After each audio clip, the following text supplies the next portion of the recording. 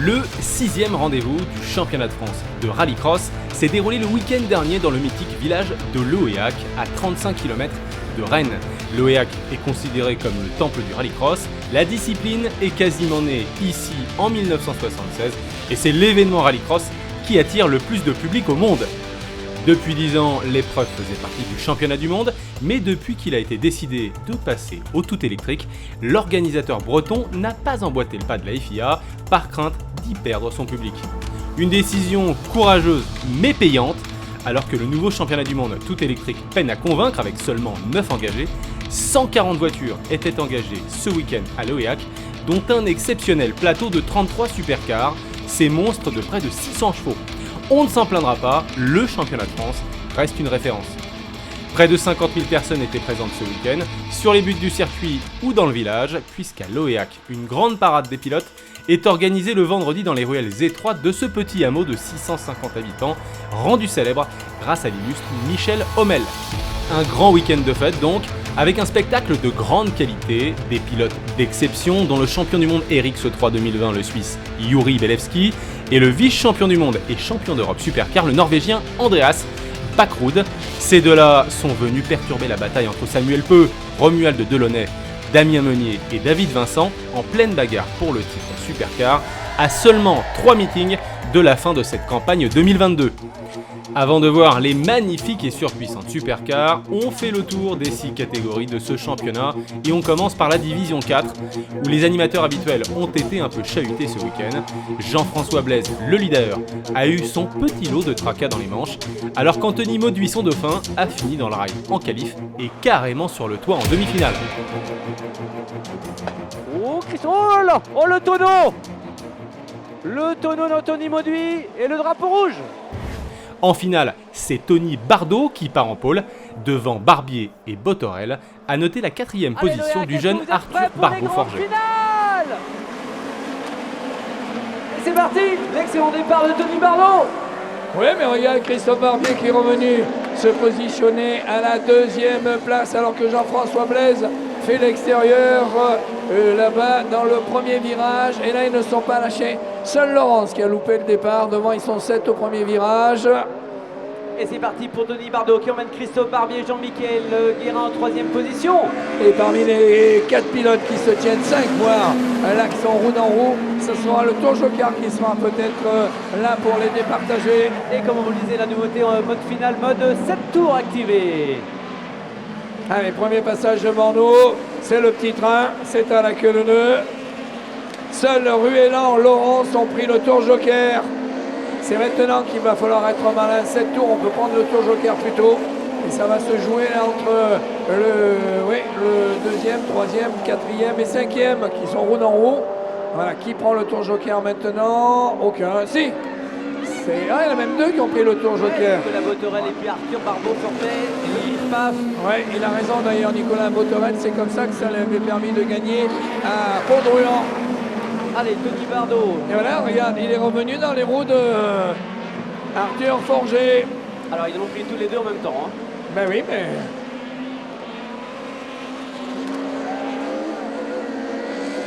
Je vous rappelle que nous sommes en division 4 voitures 2 roues motrices. Allez, tout ça, Tony Bardot qui a pris mètre d'avance. Ouais, Tony Bardot, il est parti devant, le Bordelais, là. Ah bah c'était l'un de ses objectifs affichés de la saison, remporter ici l'épreuve en Bretagne. Et Jean-François Blaise, le pilote de la... C'est précis. Hein. Ouais, 300 mètres. Allez. On prépare le premier damier. Et voilà. Ce week-end ici, avec la victoire de Tony Bardot. Wouhou! Première victoire pour Tony Bardot devant Christophe Barbier et Jean-Michel Guérin.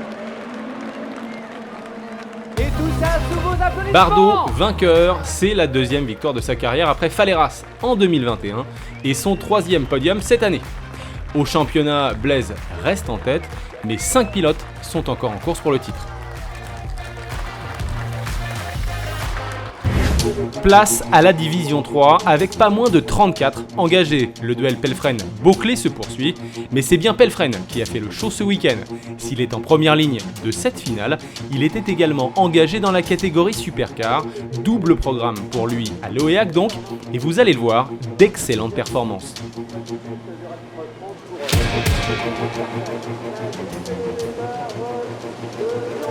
La grande finale, c'est maintenant à Loyac. Et c'est déjà parti. Le super envol, oh la grosse bagarre entre Anthony Pelfren et Nicolas Boclet. Ouais, et c'est le pilote de la Mercedes qui sort devant. Ah, Nicolas Boclet, grosse bagarre avec Anthony Pelfren en deuxième position. C'est Greg Le Guernevec qui est troisième. Le premier, le second et le troisième. Actuellement, on a une bagarre entre les deux pilotes qui jouent le titre de la Division 3. Ils vont gagner. Oui, là je pense que maintenant ça va être entre Boclet qui va surveiller le moment où Pelfren va vouloir aller dans le tour joker. Comme il y a de la marge et il se surveille, eh bien la Mini revient à la troisième place. Ouais, à suivre avec la stratégie de la 207 de Sébastien Leferrand qui vient de prendre le tour joker, qui essaie de revenir sur Paul Coquaigne. Eh oui, et donc comme il lui reste encore déjà 4 tours, je pense que la Pelfren va commencer à se poser la question s'il le prend maintenant. Eh bien, il prend la bonne place. Non, il fait encore un tour derrière. Et Greg Le Guernevec, la Mini dans le joker. Voilà, maintenant il y a un énorme trou entre les deux premiers et le troisième. C'est maintenant où l'un des deux va peut-être le prendre, on suppose. Alors, comme il va rester que 3 tours déjà, le rythme était important. Nicolas Boclet, Anthony Pelfren. Non, il n'y va pas. Si, il y va.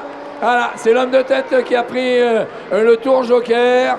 Donc il va voir passer Anthony Pelfren avec la Clio. Mais par contre, il faut qu'il prenne de l'avance. Et là, du coup, le chasseur devient chassé. C'est-à-dire que Pelfren va subir maintenant la pression de la Mercedes. Et il est déjà revenu dans ses roues. Nous avons passé le cap de la moitié de cette finale. Toujours le pilote d'Ela Racing, la magnifique Clio d'Anthony Pelfren qui emmène Nicolas Boclet, lui qui a pris le joker dans le tour précédent. Ah là, il faut qu'il aille jusqu'au bout parce que la Mercedes revient sur lui. Soit il prend encore 2 tours pour prendre de l'avance, Pelfren, soit il y va. Que fait-il? Son spotter lui a dit d'y aller. Il y va. Il y va, mais la Mercedes va passer devant lui. Il n'y aura pas beaucoup, mais voilà, c'est déjà joué.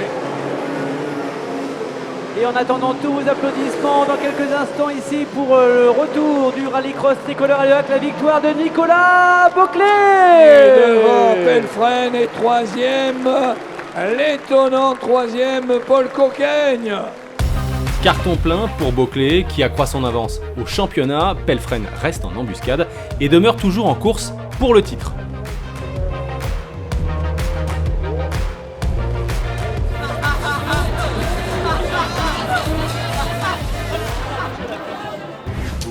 C'est au tour des filles de prendre la piste avec les petits Twingo R1. Emma Chalvin, la leader du championnat, est en pôle devant Sophie Joram et la locale de l'étape, Célia Dréan, qui poursuit son excellente progression cette année. La troisième finale du jour. C'est parti. Ah bah ça va pas traîner, hein. Superbe départ d'Emma Chalvin. À l'extérieur, c'est la Dréan, la bleue. La bretonne, la régionale de l'étape. Je sais même pas si... Oh là là, oh non. Qu'est-ce qui s'est passé là-bas? Chanel Launay qui se... Malheureusement, elle ne verra pas la première place du podium. Tour joker qui a été pris par Amélie Moliex et Mélanie Seignard. Ouais, et devant c'est Emma Chalvin qui est déjà partie, la pilote de l'équipe SRD avec la deuxième place Sophie de Joram. Et en troisième position, Célia Dréan. Attention, ouais, derrière, il y a du beau monde quand même, parce qu'il faudra qu'elle surveille. 7 tours pour 7 fois 1050 mètres et Emma Chalvin aux avant-postes de cette finale. Le tour joker pour Célia Dréan. 7350 mètres. Mais ouais, merci. T'as bien révisé pour cette rentrée, hein, c'est vrai. Et regardez qui prend le tour joker, c'est Célia Dréan. Qu'elle revienne au contact des 4 premiers. Voilà, c'est fait. Parce qu'Amélie Moliex, elle a pris le tour joker déjà. Eh oui. Seigneur Moliex, et donc il y a Dréan, elles ne sont que 3 à avoir pris le tour joker. Mais... elles ont toutes une Twingo. La seule différence, c'est la couleur et le pied droit. La 6e finale de l'année pour toutes ces femmes de cette coupe féminine FFSA avec le tour joker qui se conclut pour Sophie Joram. Encore un tour et l'arrivée. Tour joker, voilà Sophie Joram qui récupère sa première place.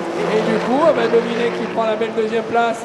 C'est Célia Dréan. Et dernier tour Joker, nous sommes dans le dernier tour. Elle a de l'avance, donc elle est maligne, elle sait, elle gère bien la trajectoire comme elle fait avec ses skis, tu vois. Et la victoire revient à Emma Chalvin. La deuxième place Célia bénéficie de Dréan. Célia Dréan. Et la troisième de Sophie Joram. Et l'écurie Bretagne est sur le podium. Elle est de l'écurie Bretagne, Célia.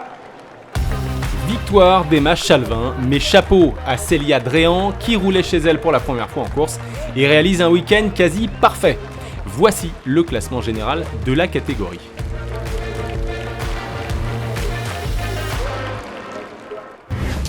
Place à la finale junior avec très engagé. Le Loéacien Tom Le Jossec a brillé chez lui forcément et remporte les manches et sa demi-finale. Mathieu Fretin et Valentin Lumet complètent la première ligne de la finale.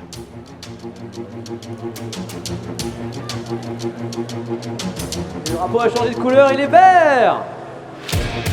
La finale du championnat FFSA Junior, c'est maintenant.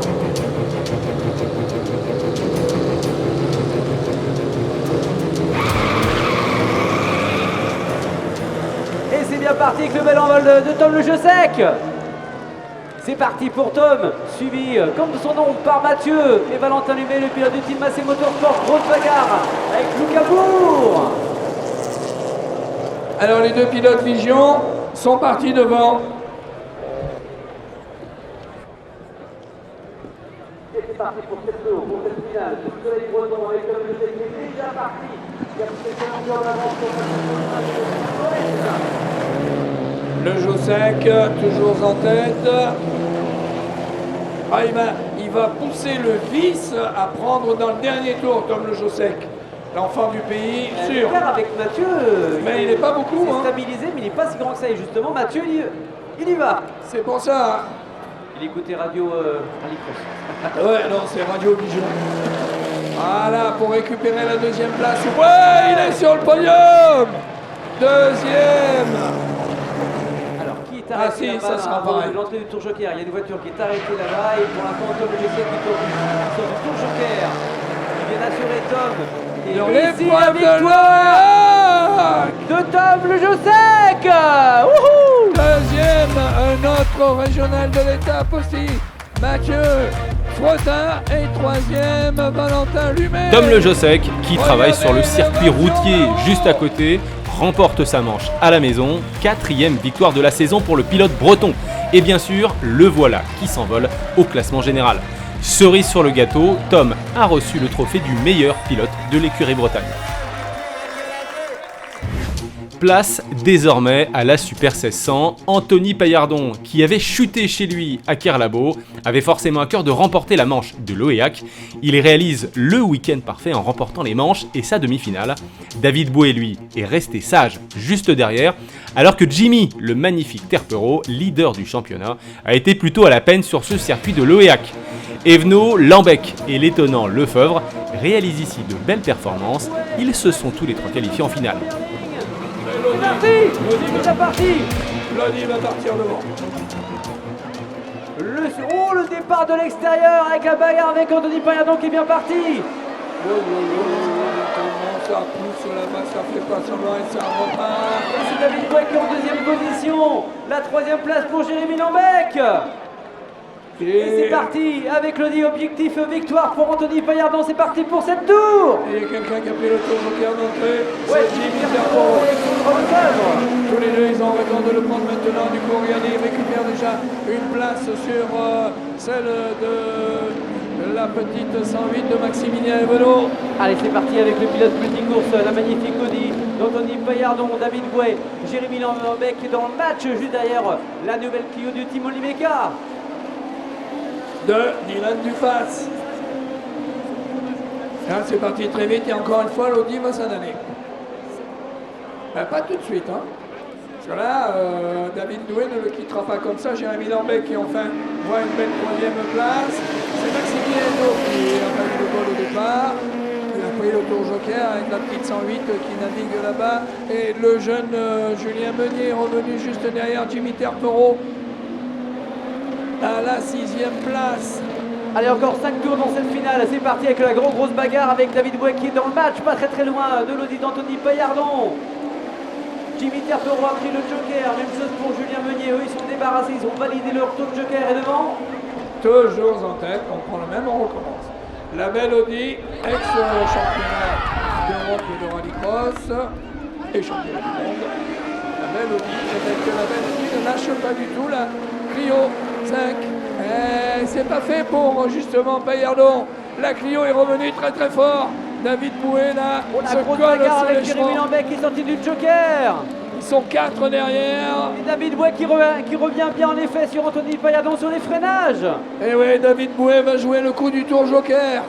Ça va se jouer pour les deux premiers avec le coup du tour joker. Il ne le quitte pas, il ne le lâche pas, il est collé derrière lui. Lodi de Paillardon, il prend le tour joker avant lui. Allez, le pilotage de V dans le tour joker, le jump, le pif-paf. Il le sait, il aura au moins la deuxième place parce qu'il va sortir devant Dylan Dufas. Et maintenant, on va voir si Anthony Paillardon va aller aussi vite dans le tour joker que ne l'a été David Bouet avec la Clio 5. Ah, David Bouet est en grande forme dans cette finale ici à l'EAC. Anthony Paillardon, le pilote multicourse, toujours devant. Et le pilote du Team RX Evolution qui est en troisième position, c'est Dylan Dufar. Juste devant Jimmy Terpero, le leader du championnat. Et juste devant Jérémy Lambec à la 5e place, 6e le jeune Julien Meunier, 7e encore une fois en finale Alexandre Lefebvre et 8e Maximilien Mulot. Et c'est maintenant, Regardez, Lodi. la sortie du joker. Elle est pour la Clio ou pour Lodi? Elle est pour... Oh, c'est chaud. Ah, ils sont collés tous les deux. Collé. Et c'est David Bouet qui est reparti. Anthony Paillardon en deuxième position. Je vous l'avais dit, c'était pas fait. C'était pas fait. Jimmy Terpero est pour l'instant quatrième. Ah, ils étaient collés tous les deux. Ah, quelle finale. Freinage tardif. Hein. Les enjeux du championnat, les enjeux d'une victoire ici à l'EAC avec Dylan Dufar dans le joker. Et Jimmy Terpero est revenu encore une fois à la 3e place avec la Citroën C2. Ah, la Clio est Et on en train prépare de... le damier. Et victoire de Bouet devant Paillardon et Jimmy Terpero. 4e, excellent Dylan Dufas. 5e, bravo encore une fois pour Alexandre Lefebvre. David Bouet, rapide toute l'année, mais qui a eu pas mal de problèmes de fiabilité, gagne enfin dans le temple du rallycross sa première victoire en Super 1600. Jimmy Terpero sauve les meubles et garde la tête du championnat. A noter la superbe performance d'Alexandre Lefebvre, le débutant termine à une très belle 5e place en finale.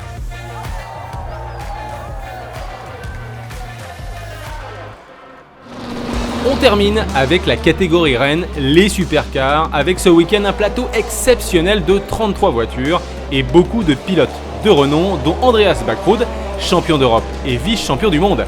Yuri Belevski, champion du monde Super 1600 en 2020 et que l'on avait déjà vu l'an dernier, est là également. Les frères Paillet, Jean-Sébastien Vigion, Fabien Chanoine et les animateurs habituels du championnat 2022 étaient évidemment de la partie. Nous avons assisté à du très grand spectacle sur cette piste de l'OEAC et à de magnifiques passes d'armes.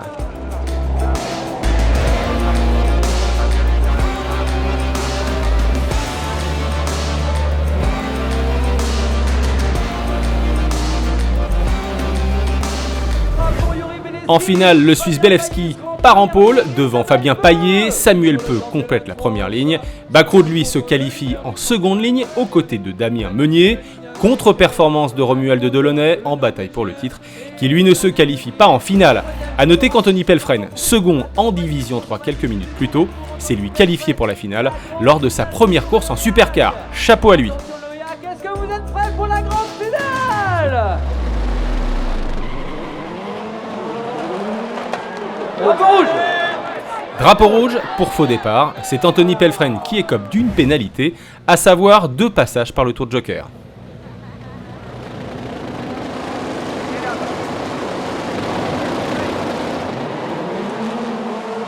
Et c'est parti. C'est parti pour la grande finale des supercars ici à l'EAC avec le départ de Yuri Belevski et Fabien Paillet en deuxième position devant Damien Meunier. Samuel Peu qui est collé contre Backrud. Ah, cette fois-ci, Beleski n'a pas pris le même départ, elle est carrément avec Payet dans ses roues. Et aussi pareil, Allez, Andreas Backrud dans le tour joker. Il emmène Samuel Peu et il emmène également Anthony Pelfren. Pelfren était obligé d'y passer. Hein. Voilà, Payet qui retrouve Peu juste derrière lui. Nous sommes dans la grande finale ici des supercars. Yuri Beleski qui emmène Fabien Payet. Damien Meunier, l'Apollo en 3e position. Et en 4e position, attaqué maintenant par Andreas Backrud. C'est Jean-Baptiste Dubourg, le duel entre la Skoda et la 208. La Skoda qui s'est mis à l'extérieur pour revenir sous le pare-choc de Jean-Baptiste Dubourg. Et là-bas, on prend le tour joker aussi à C'était nouveau. presque à la limite de se bousculer à l'entrée du tour joker. Damien Meunier qui sort du pif-paf. Eh bien, il a intérêt de revenir alors que devant, eh bien, c'est parti, c'est fait. Et à nouveau, il se retrouve là au milieu, cette fois-ci juste Peu qui est devant lui. Peu qui est maintenant collé à Jonathan Payet. Et Fabien Payet à la limite de revenir sur l'audi de Yuri Beleski. Grosse bagarre, il y a Andreas Backrud et Jean-Baptiste Dubourg. Et Backrud qui passe et Dubourg qui va dans le bac à sable, juste devant Payet. Peu toujours à la 6e place derrière Jonathan Payet. Et Beleski, voilà, a pris de l'avance. Oui, il a pris de l'avance. Beleski. La grande finale sous le soleil breton, toujours Yuri Beleski, le pilote ALS, l'Audi. Oui, et en 2e position, on retrouve toujours Fabien Payet. En 3e position. 4 tours dans cette finale de fou ici à l'Oyac. Yuri Beleski qui se détache. Et Andreas Backrud qui est passé sur Fabien Payet. Et Backrud prend la 2e place. Payet se retrouve à la 3e. Dubourg à la 4e. Et ferme la marche Pelfren. Derrière Meunier. Le leader dans le tour joker. Samuel Peu est à la... Regardez la sortie du joker. Une Audi, une Skoda. Ça sera l'Audi. Ça sera l'Audi, mais comme il a pris Backrud le tour joker, maintenant il ne va pas lâcher du tout Beleski pendant les 3 tours. Allez, les Français ne lâchez rien avec Jean-Baptiste Dubourg qui emmène Fabien Payet et Samuel Peu. Mais Fabien Payet, Et suite à un contact Dubourg, avec Beleski, jette l'éponge sur casse mécanique. Dubourg, Payet à la lutte pour la 3e place avec Samuel Peu qui est revenu maintenant. Il y a un trio derrière de Français qui est déchaîné. Et devant Beleski, il essaye de revenir. Backrud peut revenir. Backrud attaque dans la ligne droite. Backrud revient comme un avion. Revient comme un rafale sous l'aileron de l'Audi. Et Jean-Baptiste Dubourg en 3e position qui observe le match. Samuel Peu qui est 4e. Encore 2 tours dans cette finale. Et devant peut-être que rien n'est fait. Et derrière aussi, Jonathan Payet qui fume un petit peu devant Damien Meunier. Les places sont prises maintenant. C'est devant que ça se joue. Le duel est devant. Non, il ne reviendra pas. La puissance de l'Audi est plus forte Et que Jean-Baptiste celle. Dubourg dans le joker. Et sur la bosse. Et la puissance de l'Audi de Beleski. Et c'est Samuel Peu qui reprend. Et Samuel Peu la qui est 3e 3e maintenant. place. On attaque le dernier tour. Et là, on va vous entendre le public de l'Oyac faire du bruit. Le dernier tour de cette finale. Et Beleski, le Suisse, devant le pilote norvégien. Dubourg qui est carrément collé sous l'aileron arrière de Samuel Peu. Samuel Peu à la limite, Dubourg pareil, il essaye de passer. Le podium sera pour qui?